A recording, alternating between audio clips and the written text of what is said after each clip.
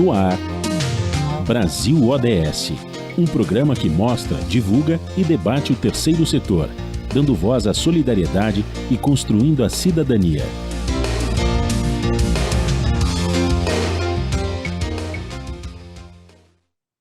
Olá, bom dia. Eu sou Joel Scala e começa agora o Brasil ODS, um programa do Observatório do Terceiro Setor com apoio da FAPESP, a Fundação de Amparo à Pesquisa do Estado de São Paulo.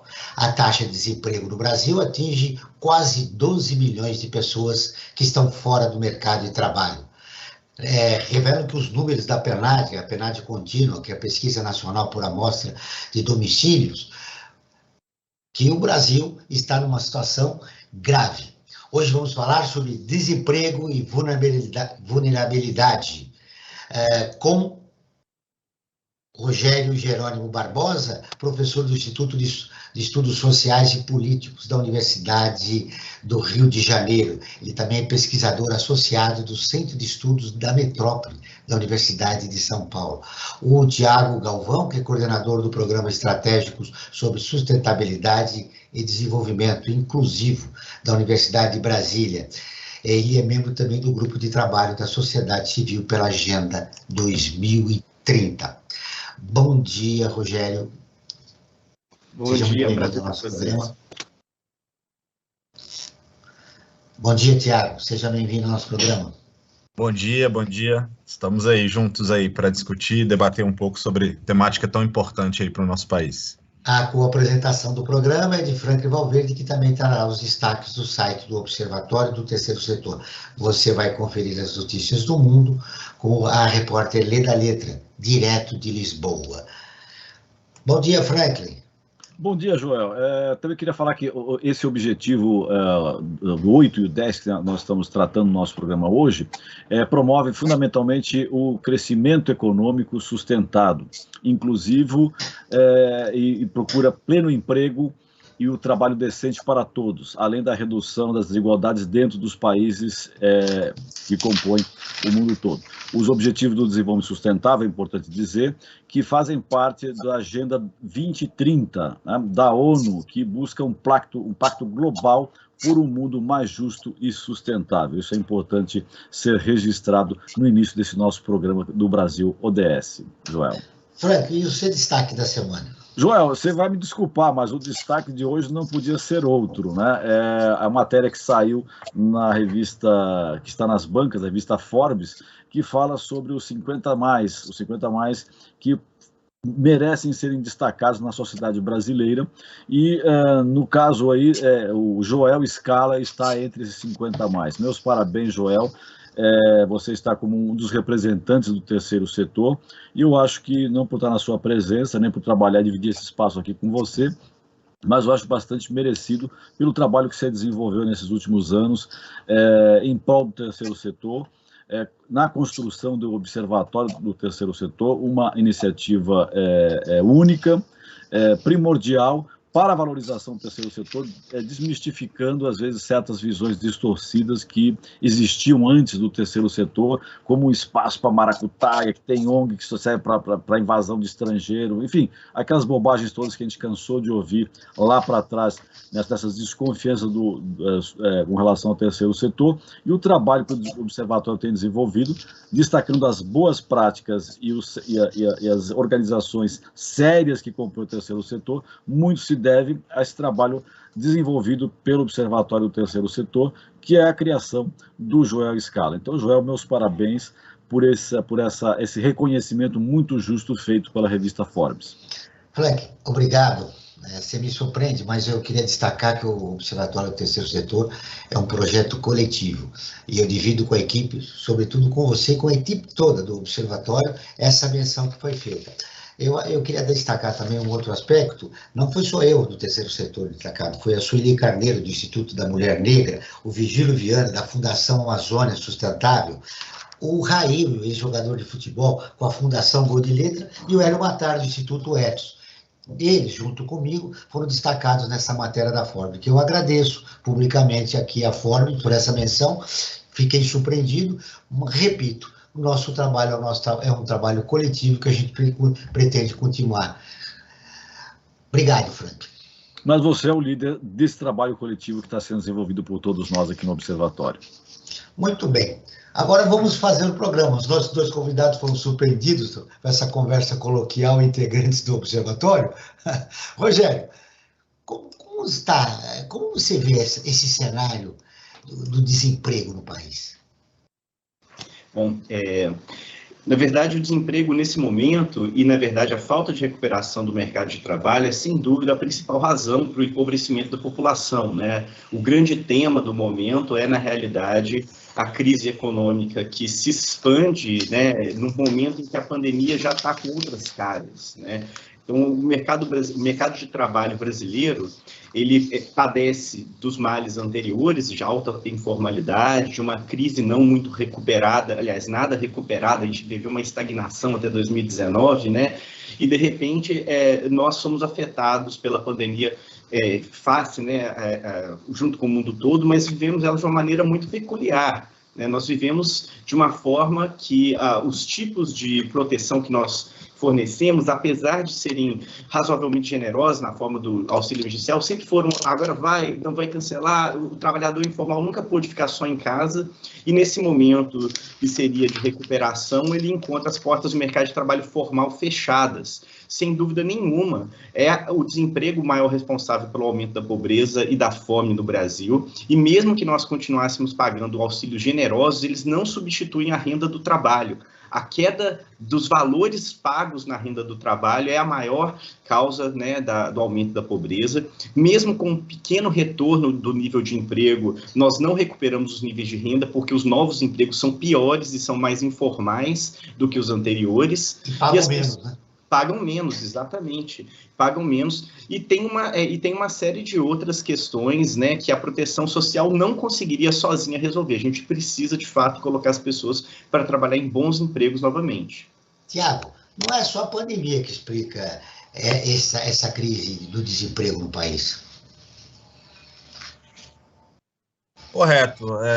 Acho que corroborando muito, né, pelo que foi colocado pelo colega, acho que tem, né, além desses pontos mais conjunturais, né, que eu acho que remontam um pouco ao contexto, né, que a gente vivenciou, né, e está vivenciando ainda, né, nesses últimos 2 anos, né, encontrou, na verdade, uma espécie de cenário, né, já meio que preparado, né, em termos aí de um modelo de desenvolvimento, né, e é isso um pouco que o nosso relatório Luz, né, e eu estou aqui muito falando, representando aqui o nosso grupo de trabalho da sociedade civil para a Agenda 2030, né, a gente tem pensado muito isso, né, o quanto que há, na verdade, um contexto mais estrutural, né, que, obviamente, se conecta, né, a esse contexto conjuntural, né, pandêmico, né, e agora de tentativa de recuperação, que vai,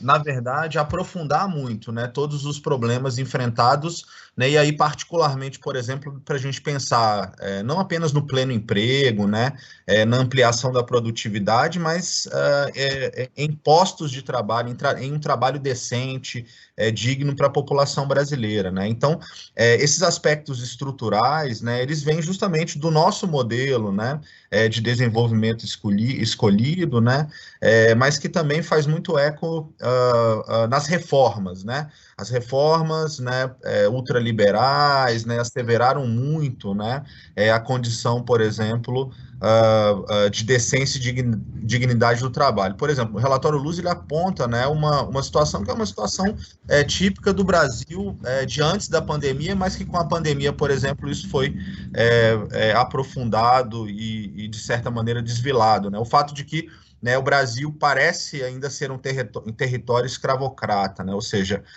mais ou menos dados, né, que a gente conseguiu recolher, né, entre setembro de 2020, né, e 2021, né, você tem pelo menos aí 1.700 pessoas resgatadas da situação de trabalho análogo à escravidão, por exemplo, né, ou o fato de que um percentual bastante significativo de trabalhadoras domésticas obrigadas, por exemplo, a permanecer em casa durante a pandemia, né? Uma situação que é uma situação que ela tem total relação com a pandemia, né? Mas ela vem né, de uma perspectiva muito mais estrutural de Brasil, né, da forma como a gente desenhou as relações sociais de trabalho, por exemplo.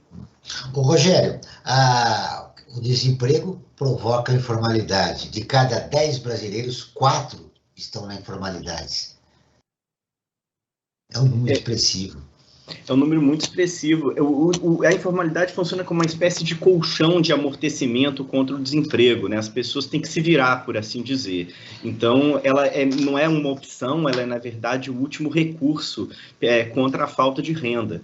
Eu gostaria de destacar uma coisa importante, que nesse processo, as pessoas não têm as chances idênticas de, na verdade, se retirarem do mercado de trabalho, né? Ainda há uma desigualdade interna a grupos, e entre grupos que estratifica ainda mais e torna essa pandemia e as suas consequências, e a crise anterior e suas consequências, ainda mais graves, né? Acho que a primeira coisa é gênero.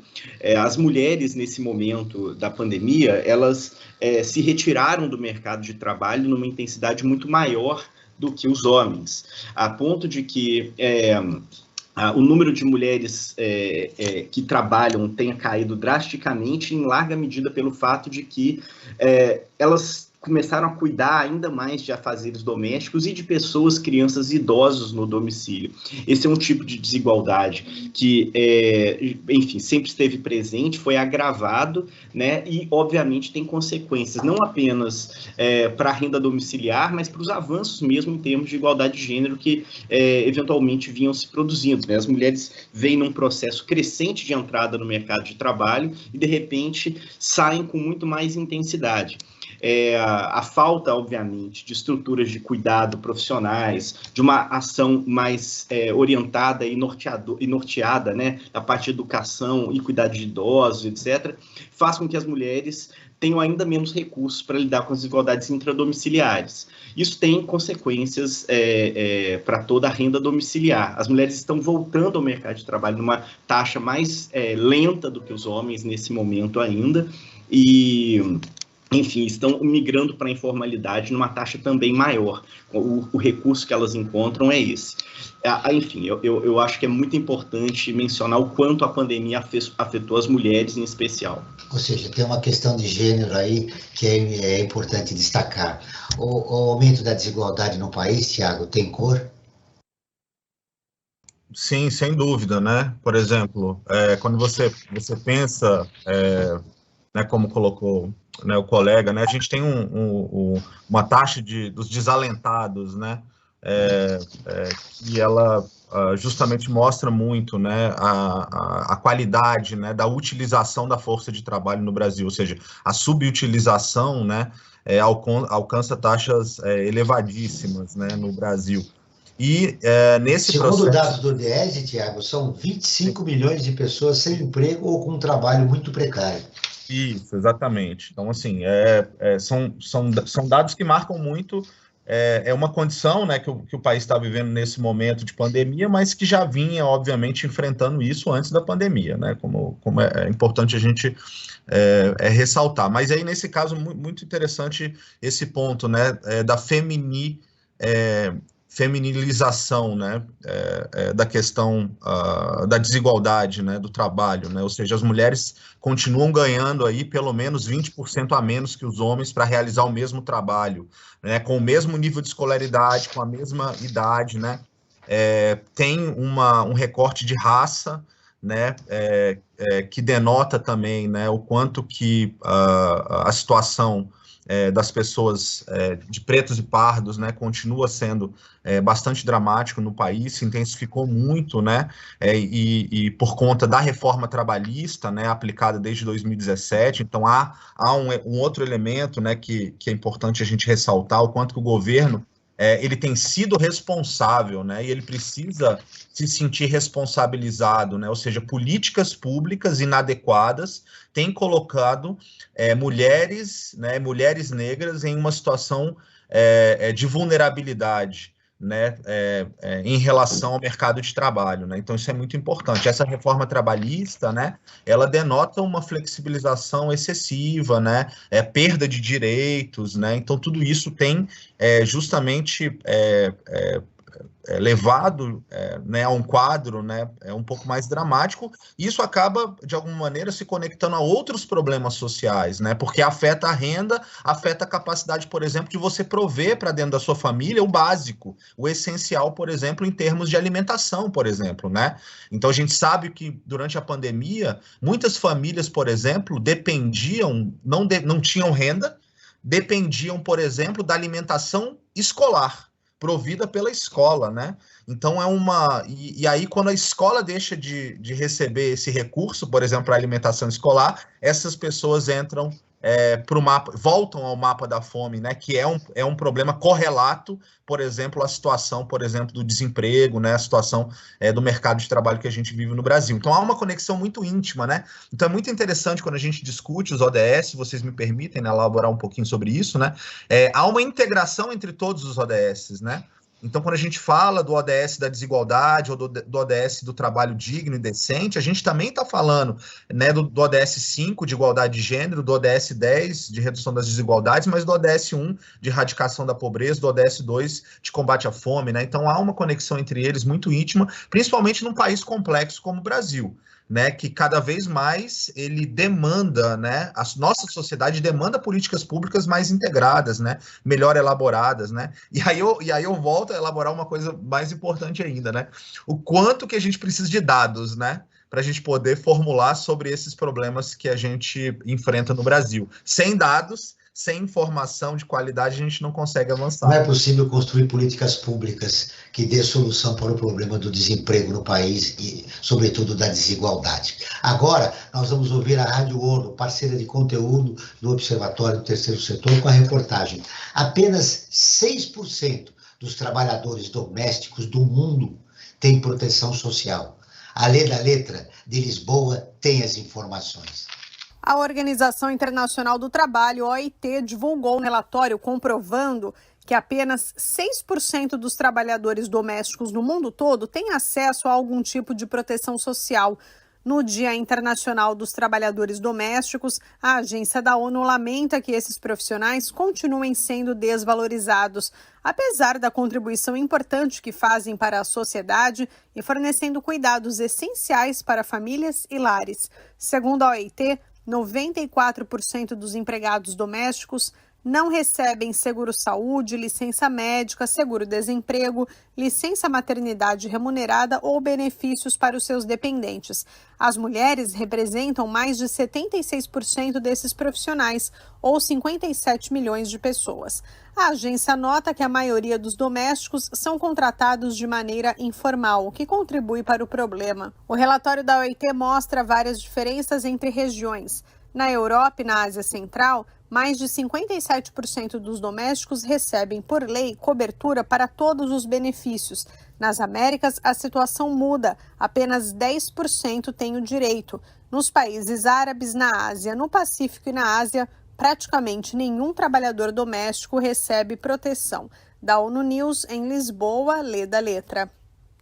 Continuamos com o Brasil ODS, um programa do Observatório do Terceiro Setor, com apoio da FAPESP, a Fundação de Amparo à Pesquisa do Estado de São Paulo. Hoje falando sobre desemprego e vulnerabilidade com Rogério Jerônimo Barbosa e Tiago Galvão.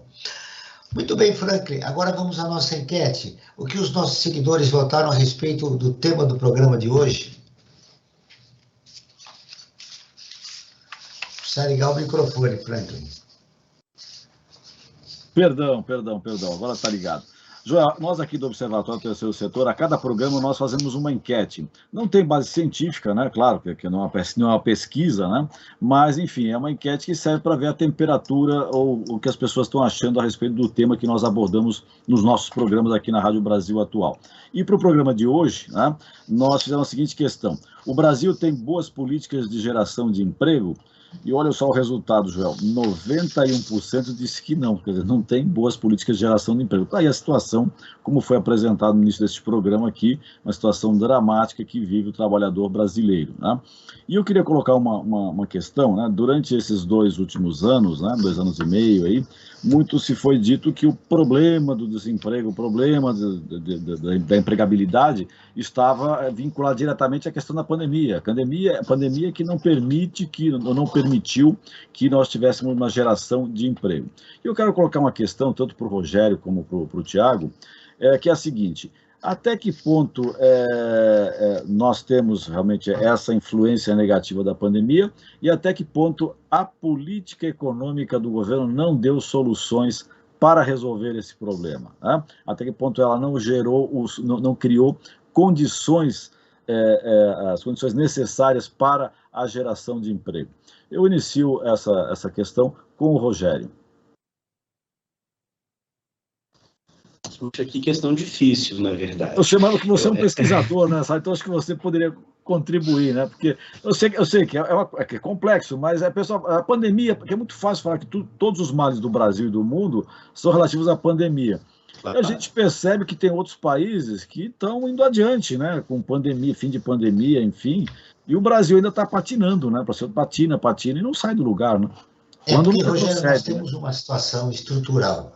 A pandemia seria o conjuntural, quer dizer, o que aconteceu na pandemia agravou o que nós já tínhamos no país, não é isso?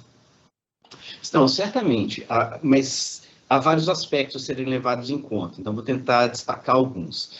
O primeiro deles, né, a gente já mencionado, é a questão da informalidade. Claramente, os trabalhadores informais foram desligados com mais facilidade dos seus postos de trabalho, ou, no caso de contas próprias, deixaram de realizar suas atividades por impossibilidade de contato físico direto. Rogério, claro. Pulou de 36 milhões para 41 milhões, e representam hoje 41% do total das pessoas ocupadas. Quase metade desse número de pessoas representam as pessoas ocupadas. Olha, nós estamos numa situação... É um retrocesso de quase 10 anos, né? É um retrocesso de quase... Então, quer dizer, em países onde a informalidade é menor, obviamente os trabalhadores tiveram acesso a outros tipos de proteção, tanto contra o desemprego, como também, em caso de desemprego, benefícios de outras naturezas, né? Mas esse é só um dos lados. Um segundo lado tem a ver com a possibilidade de realizar remotamente ou não as suas atividades durante o período da pandemia. Nós tivemos números relativamente altos de trabalho em casa, mas os trabalhadores que trabalhavam em seus domicílios, tradicionalmente, são trabalhadores pouco qualificados, costureiros, sapateiros, cabeleireiros, etc., artesãos de modo geral, e que quando chega a pandemia, né, aquilo que parecia ser uma proteção contra o contágio não era, porque essas pessoas atendem presencialmente seus clientes e elas foram impedidos de fazer esses seus negócios. E qual política podia ser feita? Bom, em primeiro lugar, essas pessoas não têm internet, não têm como, não têm treinamento em marketing digital, por exemplo, para colocar seus produtos no marketplace e saírem divulgando. Não é tão simples assim. Tem uma série de conhecimentos mesmo, tanto de informática propriamente, como de vendas e como de estrutura para logística, estrutura de produção, que fazem com que, na realidade, não seja fácil uma migração simples assim. Em países com mais qualidade de conexão e menos desigualdades digitais, né, tanto em termos de acesso à infraestrutura como de conhecimentos mesmo propriamente, você não teria um impacto tão grande assim. Então, o trabalho em casa, o home office, não é igual ao tradicional trabalho em casa que essas pessoas desenvolviam, não são as mesmas pessoas, tá? Então, países nos quais essa migração para o remoto ou para o online foi mais fácil, teve também menos impacto. Outra coisa, e eu acho que a última questão que eu destacaria, e retomando a questão de gênero, é o seguinte, a estrutura do trabalho doméstico, ela é muito, muito importante, em dois sentidos, tanto o trabalho remunerado doméstico, quanto o trabalho não pago, realizado pelas mulheres com os seus cônjuges e filhos, etc., no interior dos domicílios. O trabalho doméstico remunerado, né, em especial de faxina, etc., ele foi dizimado, e ele não conseguiu, de fato, se recuperar completamente até hoje. As pessoas pararam de pagar as pessoas que trabalhavam nos domicílios, ou os trabalhos foram interrompidos, sem qualquer tipo de lastro de direitos trabalhistas, e é exatamente como a reportagem que vocês mostraram apontou, né? É um problema crônico no mundo, né? é um problema crônico no mundo, e aí remete ao que o Tiago, inclusive, comentou agora há pouco, as mulheres negras são definitivamente as mais afetadas. Isso significa uma parcela muito grande do trabalho feminino, em especial das mulheres negras. Foi muito dizimado. E aí isso se encontra com o fato de que elas não pararam de trabalhar no domicílio, passaram a simplesmente trabalhar de forma não remunerada nos seus próprios domicílios, de forma ainda mais intensa do que já faziam, né? O turno duplo se torna um turno triplo, ou assim por diante, e a impossibilidade de voltar ao mercado de trabalho fica maior. Como é que isso pode ser minimizado? Diversas formas. A gente poderia ter políticas de educação que, eventualmente, nesse momento agora em que há um retorno ao presencial, libere as mães, principalmente de filhos pequenos, creches no âmbito municipal é um exemplo, né? Enfim, tem uma série de coisas que tem a ver com retirar da mulher o trabalho de cuidado, institucionalizando-o, né? Obviamente, a redução da desigualdade intradomiciliar é um objetivo, mas a gente tem que, na verdade, atuar, então, metendo a colher exatamente dentro desses domicílios para retirar essas desigualdades, esses acúmulos de funções. Bom, enfim, poderíamos falar de uma série de outros aspectos relacionados à qualificação também, etc. Mas eu acho que o mais importante aqui é que uma série de alívios, adicionar um quarto ponto e último, uma série de alívios que estão sendo dados agora não visam a criação de emprego. A PEC Kamikaze, que agora virou PEC dos auxílios, né, ela não atua nessa direção, né? O aumento do Auxílio Brasil é uma coisa positiva, obviamente, mas é insustentável no longo prazo e não visa o problema de garantir o problema da empregabilidade. Uma série de setores econômicos beneficiados, como, por exemplo, motoristas de caminhão, taxistas, representam uma parcela importante, porém minoritária, e se a gente fosse pensar em quem precisa mesmo de auxílio, não são esses segmentos nesse momento. Então, na minha opinião, é uma política completamente equivocada, que não vai gerar benefícios de longo prazo e retorno no mercado de trabalho. Tiago. Bom, em relação à enquete, né, e complementando muito o que o Rogério está colocando, eu acho que tem três elementos, três camadas, né, desse debate. Eu estou sempre puxando muito para o social, né, que eu acho que são populações que têm sido, na verdade, invisibilizadas em relação a políticas públicas, né? A primeira delas é a população com deficiência, né? Então, o PCD hoje, os cadastros, né, as fontes de dados não informam para a gente a situação dessas pessoas no mercado de trabalho. E como é que você vai pensar políticas públicas para pessoas com deficiência se você não tem dados, né, em relação a elas? Os dados são muito fragmentados e tal. Então, acho que são pessoas que também estão na informalidade, também estão, por exemplo, né, em trabalho intermitente, e a gente não sabe sobre isso, e a gente não consegue dar resposta, né, para essa questão. A segunda camada é em relação ao combate ao trabalho forçado e análogo ao escravo, como eu havia comentado. Então, esse é um problema sério, né? Eu acho que responde um pouco ao questionamento da enquete. Por quê? Cara, porque o Brasil ele retrocede no combate, né, ao trabalho forçado análogo à escravidão, né? A gente tinha um recurso e esse recurso não foi simplesmente executado, né? O programa de erradicação do trabalho infantil, né, do governo federal, basicamente ele reduz quase em 100%, né, 95% é o dado que a gente conseguiu levantar da execução das verbas desse programa, né, que é um programa importantíssimo, né, de erradicação do trabalho infantil, assim. Então, que seria essa terceira camada, né? Então, assim, quando o governo falha, né, em combater o trabalho infantil, o governo falha em combater o trabalho análogo ao escravo e não dá uma resposta a essa camada da população, né, que é a população com deficiência, né, então isso é uma amostra muito séria, né, muito representativa de que a gente está realmente no retrocesso em relação à pauta trabalhista, em relação à busca por esse objetivo, esse ODS 8, que é do trabalho decente, do trabalho digno, né? E aí, quando a gente olha, por exemplo, né, em relação ao panorama mundial, né, o Brasil ele ingressa numa lista, né, dos 10 piores países, né, para se trabalhar no mundo, né? Ou seja, acordos coletivos, né, restrições a liberdades, né, direito à organização sindical, criminalização da greve, falta de proteção social, redução dos direitos, ou seja, há um retrocesso, um conjunto de retrocessos que somados colocam de fato o Brasil, né, entre os piores países do mundo em relação, né, a situação do trabalho. Né? Para completar a sua resposta, Tiago, de 1 a cada 4 trabalhadores do setor privado não tem carteira de trabalho assinada. De 3 a 4 trabalhadores domésticas não tem carteira de trabalho assinada e 3 a 4 trabalhadores que trabalham por conta própria, né, que são autônomos, não tem CNPJ. O Rogério falou do Auxílio Brasil, e eu gostaria de repercutir com vocês. O Brasil voltou no mapa da fome em 2018. Né? Há falta de políticas de Estado, não de governo. E o Auxílio Brasil é uma política de governo para atender um imediatismo deste governo. Como implementar, como reunir pressão da sociedade civil através do relatório Luz, através de importantes documentos, né, provocados e feitos pela academia, para que comecemos a sensibilizar a sociedade civil a respeito da importância de um projeto de Estado para o país?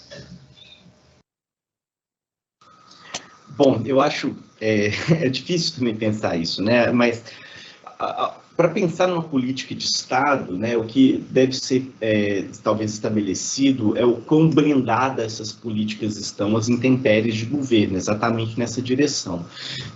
Eu acredito que, em alguma medida, o Auxílio Brasil, né, assim, essa modificação em cima do Bolsa Família, ele é uma política de Estado já, no sentido de que mesmo um governo de extrema-direita não pôde acabar com um programa social. Ele conseguiu alterar, mudar, enfim, se apropriar de uma forma, mas o que ele não conseguiu foi acabar com isso, sendo que, na verdade, o próprio governante, agora em exercício, era contra, né? Então, assim, isso mostra uma pequena, já, o caráter de se tornar uma política de governo, ainda que não da forma totalmente desejável. Blindar significa, na realidade, estabelecer critérios que não sejam agora, então, alvo de lutas políticas recorrentes e periódicas. A primeira coisa que se deve levar em conta é o quanto os próprios beneficiários, eles são alvo de política, né? Todo ano, quando a lei orçamentária é votada, o orçamento do Bolsa Família ele era ajustado e continua assim também com o Auxílio Brasil. E o que acontece é que quanto dá para atender, quanto tem de orçamento, e não quem precisa. Então, veja, ao invés de a gente pensar em primeiro saber quem precisa e então adequar o orçamento do programa, quanto dá para atender e então a gente vê quantas pessoas vão ficar para dentro e para fora. E é isso que gera as filas todos os anos, é isso que gera pagamentos que não são devidos, não tem uma regra de atualização com base na inflação. Então, o que acontece com um programa desse tipo todo ano, a lei orçamentária vai para lá e para cá, em épocas eleitorais, como agora, pode acontecer uma PEC mágica que potencializa o programa, mas isso é completamente fruto do ciclo político. Num ano pode ter atualização do valor, no outro ano pode não ter, num ano pode ter atualização do critério, pode não ter. Então, assim, tudo isso mostra que, apesar de ser um programa já politicamente meio de Estado, o seu formato e funcionamento não é. Então, não há previsibilidade para as pessoas para saber quando é que elas, de fato, podem ser protegidas, né? Fica tudo nas costas de alguém que fica parecendo um benfeitor. Isso a gente não deseja. Nós gostaríamos que se talvez constitucionalizasse não os valores, mas os critérios. Tá? Isso é uma forma muito forte de proteção contra essas intempéries políticas. Na verdade, é uma política assistencialista, né, Rogério? Mas eu não vejo a palavra assistencialista como uma coisa ruim, desde que ela não seja clientelista, né? Assim, a assistência, ela é um dos componentes pilares dos estados de bem-estar social. Quando a gente fala assistencialista, fica parecendo que é uma coisa ruim e tal, mas na verdade é importante proteger essas como política de Estado, mas de uma forma não ligada mais a esse personalismo do benfeitor, né, e tudo mais. Enquanto houver houver fome, enquanto houver pobreza, enquanto houver vulnerabilidade, a assistência social vai ser um pilar fundamental dos estados de bem-estar social. Uma renda mínima de cidadania seria importante, não é? Para a população de baixa renda. Mas eu quero ouvir o Tiago agora. Claro. Olha, eu queria, acho que ressaltar um pouco, né, o fato de que é isso, eu acho que tem o pano de fundo disso tudo, né, perpassa a nossa incapacidade de organizar e sistematizar as nossas informações, né, torná-las públicas, acessíveis, e a partir dessas informações a gente conseguir construir respostas, né, adequadas para os referidos problemas, e aí particularmente em relação à atenção, né, ao cuidado, né, às pessoas que estão vivenciando, né, de fato, privações, né, seja de renda, né, seja de oportunidades, por exemplo, de ingresso no mercado de trabalho, né. Vou citar como exemplo, né, e é muito dentro daquilo que a gente está conversando aqui hoje, né?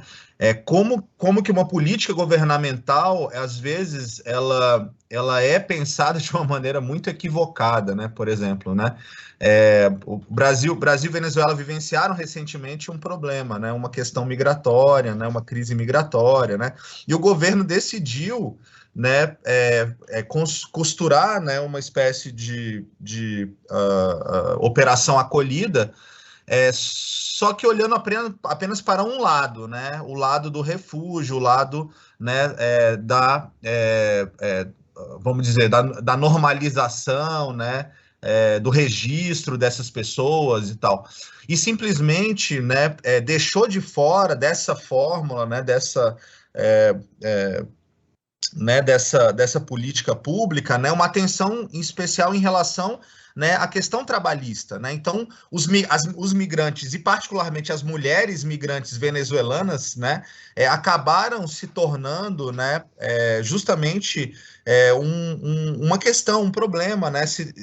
Acabaram sofrendo muito com uma política governamental, né, que simplesmente alijou eles e elas, né, de uma resposta adequada em relação à situação de trabalho, né? Então, os venezuelanos e as venezuelanas que ingressaram no Brasil, né, foram, né, internalizados, foram recebidos, né, se tentou trasladá-los, né, da fronteira para grandes cidades como São Paulo, por exemplo, mas sem uma atenção devida, o cuidado devido, né, de capacitação, né, de formalização no emprego, né, de auxílio, né, não assistencialismo, né, mas de auxílio para que essas pessoas pudessem ser de fato integradas, né, à sociedade brasileira, né. Então, novamente, né, é muito interessante, né, fluxos internacionais, né, normalmente, né, migratórios, eles têm um impacto muito elevado dentro do mercado de trabalho, né. Então,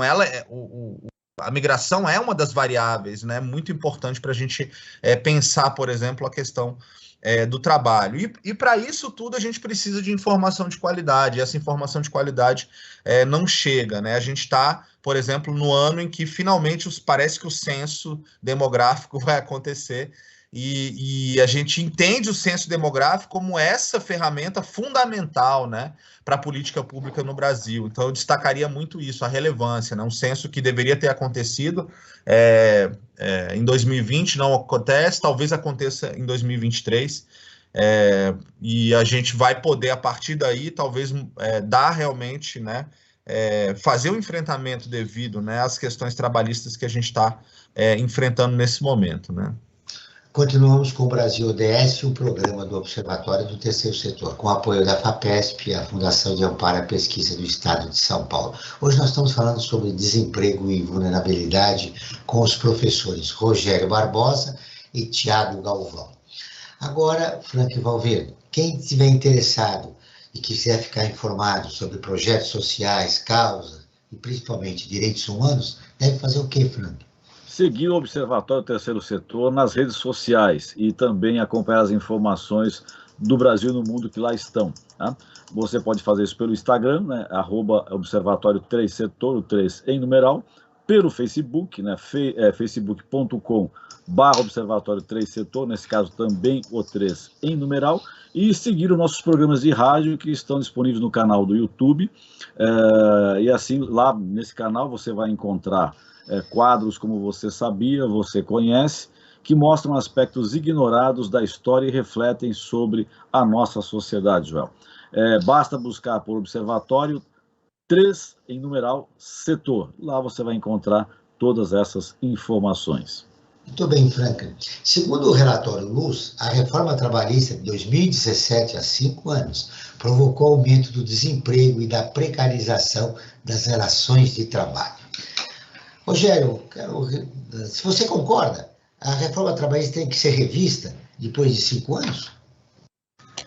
A reforma trabalhista, ela foi uma promessa que, na verdade, totalmente uma propaganda muito estranha, né? De propaganda enganosa, na verdade, né? De gerar empregos e tudo mais. A parte que, na verdade, mais me preocupa, de fato, da reforma trabalhista é a mudança nos patamares de negociação entre empregados, ex-empregados em especial, e os empregadores. Eu acho que é ali que, na realidade, o problema maior reside, porque as barganhas, as negociações ficaram muito assimétricas, o trabalhador pode ter que arcar com parte da ação, isso intimida muita gente a entrar com a requisição dos seus próprios direitos, né? Então, isso facilitou uma série de barbaridades a acontecerem.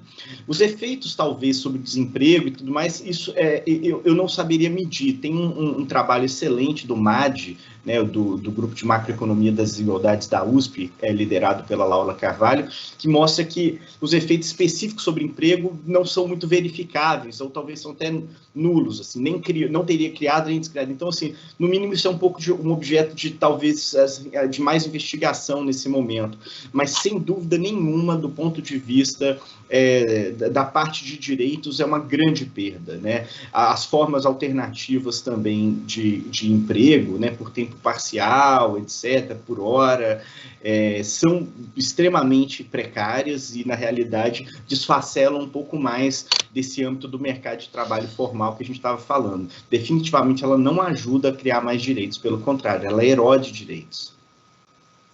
Muito bem, eu quero ouvir o Tiago a respeito depois de 5 anos. Já está na agenda política, né? Tem um candidato aí falando de rever a reforma trabalhista. A gente tem pontuado muito isso, né? O quanto que a conjuntura, né, da pandemia, ela se juntou, né, numa espécie de tempestade perfeita, muito negativa para o país, né? E aí a gente entende essa correlação dos fatores estruturais, né? Ou seja, o problema do desemprego e da renda, né, tem a ver com a concentração de renda, por exemplo, né? Então, o Brasil hoje é um dos países onde fica mais evidenciado essa concentração de renda. Os ricos se tornaram mais ricos nos últimos 5 anos. Então, a reforma trabalhista é um problema, mas tem outros problemas junto com a reforma trabalhista, é óbvio. Com essa concentração desmedida de renda é um problema. O avanço da pobreza extrema, né? Novamente, o avanço da fome no país, né? A continuidade do racismo, a exclusão escolar, aí evidenciada muito por conta da pandemia, né? Aspectos conjunturais, né? Que aí vão se juntando, a falta de financiamento, o uso indevido do orçamento público, né? Ou seja, a gente tem dinheiro, mas não consegue aplicar os recursos dentro de políticas, né, de suporte social mesmo dessas pessoas, em todo esse contexto que a gente já falou aqui hoje de manhã.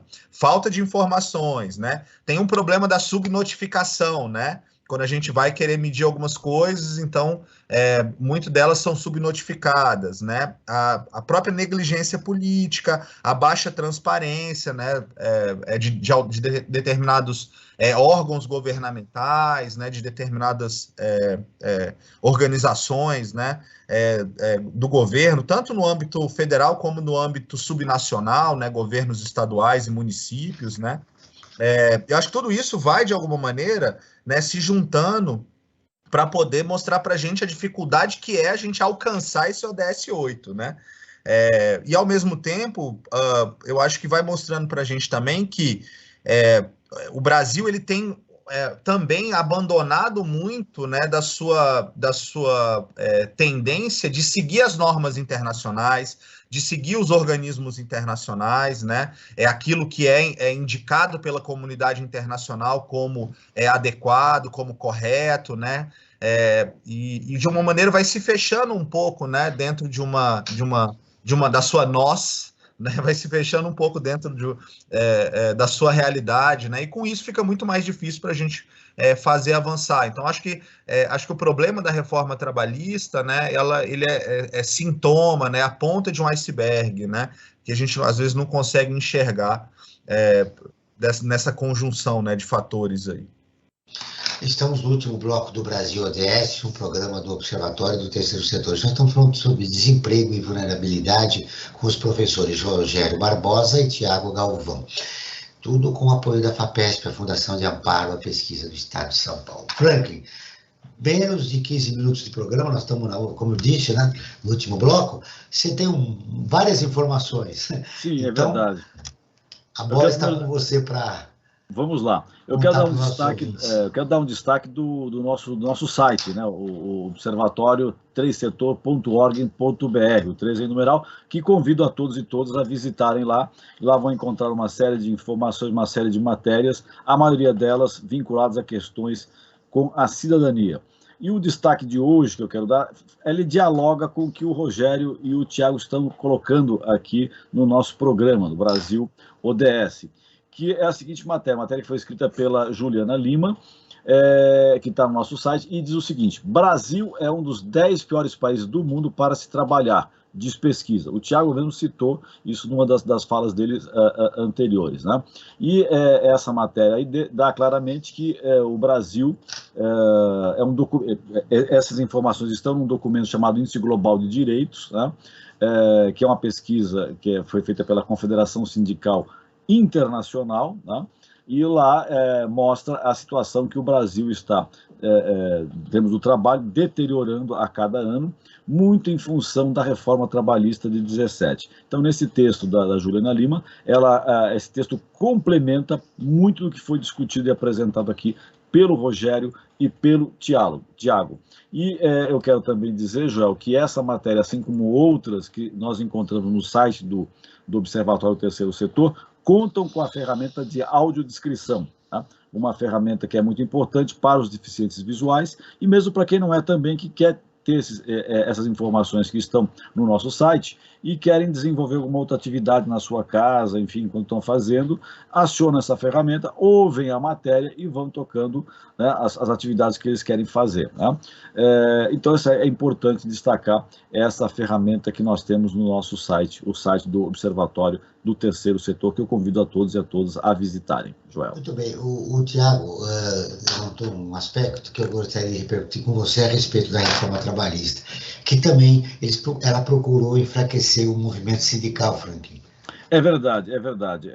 O movimento sindical, do qual eu tenho atuado de uma certa forma na área dos jornalistas, né, sentiu tremendamente o golpe dado pela essa reforma trabalhista, que retira muito das verbas que recebiam para a construção desse movimento. Então, o movimento sindical é o que mais trabalha para a preservação dos direitos dos trabalhadores. Então, na verdade, aí foi um tiro no cerne daqueles que mais defendiam os direitos trabalhistas, né? É todo um projeto articulado para, digamos, retroceder o Brasil em pelo menos 50, 60 anos ou mais, né? Anterior, inclusive, uma série de benefícios que foram adquiridos com a CLT, né? Isso nos anos 40, e que, de uma certa forma, foi pelo ralo com essa reforma trabalhista. O Brasil, como eu digo, Joel, engatou a marcha ré, está voltando para o passado, e eu acho que a gente já está por volta dos anos 30, né? Enfim, o triste cenário no qual nos encontramos. O Tiago também, buscando uma informação que o Tiago colocou, ele citou umas 2, 3 vezes o relatório Luz, que norteia as pautas do Brasil ODS.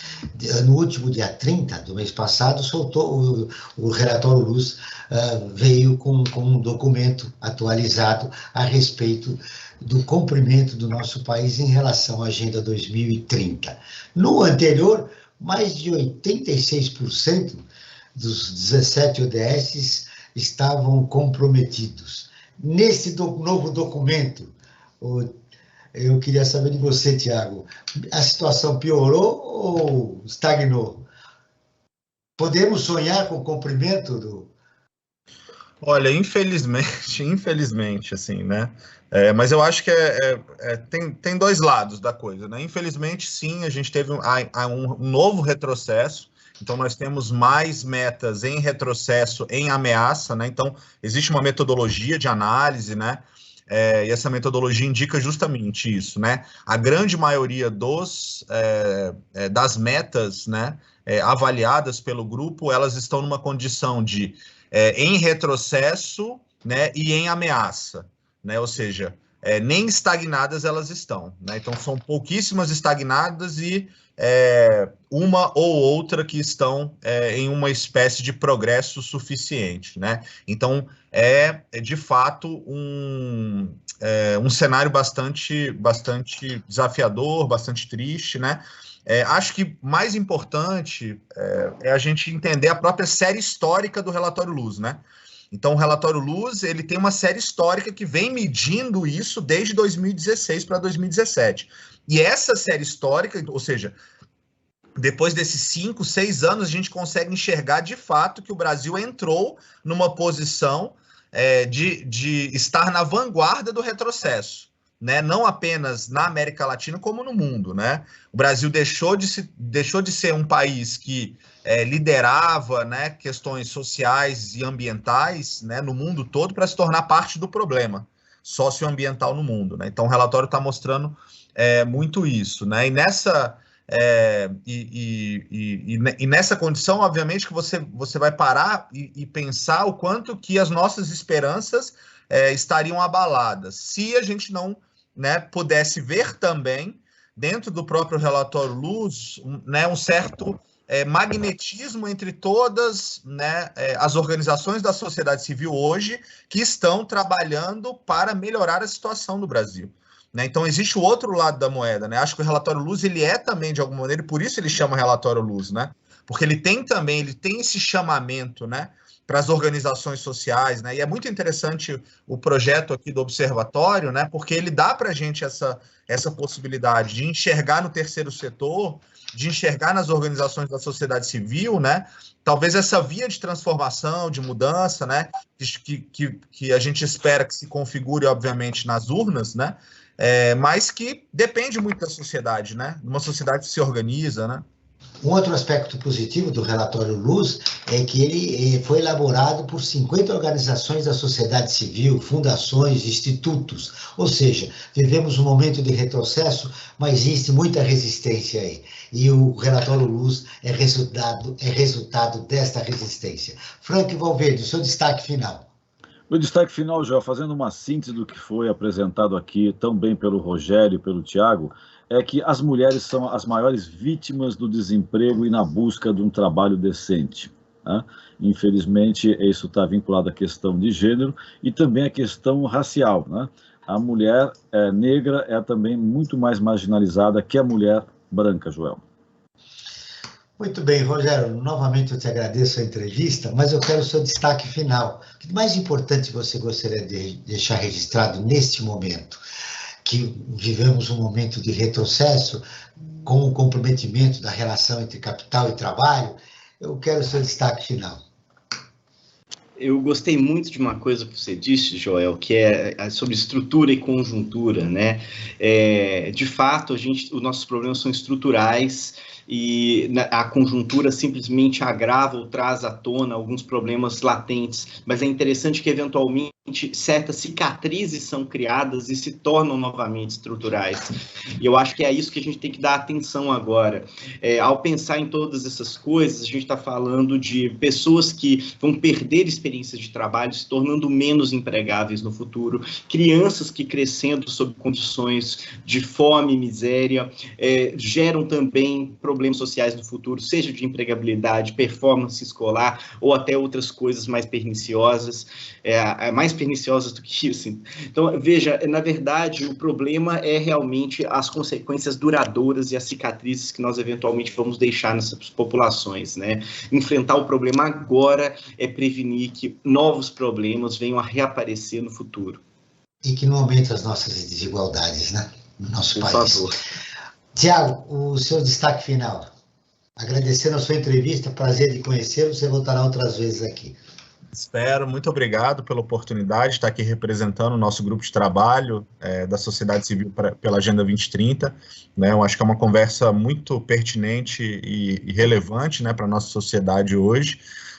Eu termino destacando a importância mesmo dessa energia, né, da sociedade civil organizada, que trabalha, né, em comunhão, né, com institutos de pesquisa, né, com universidades, né, com centros produtores de informação de qualidade.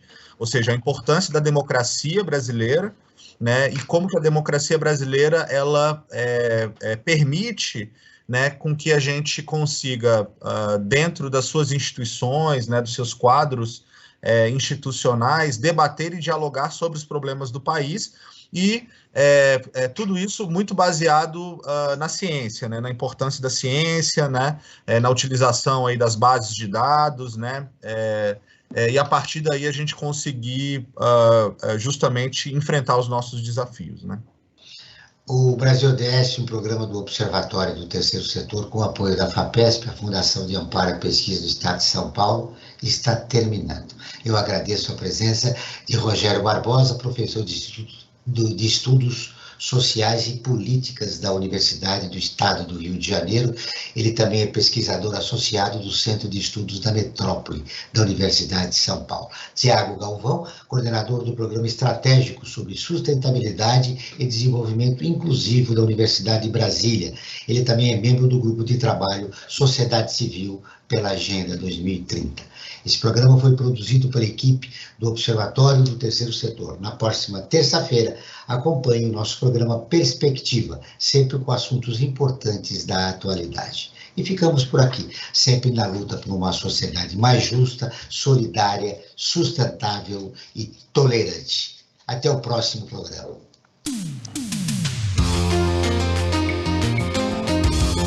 Você acabou de ouvir Brasil ODS, um programa do Observatório do Terceiro Setor.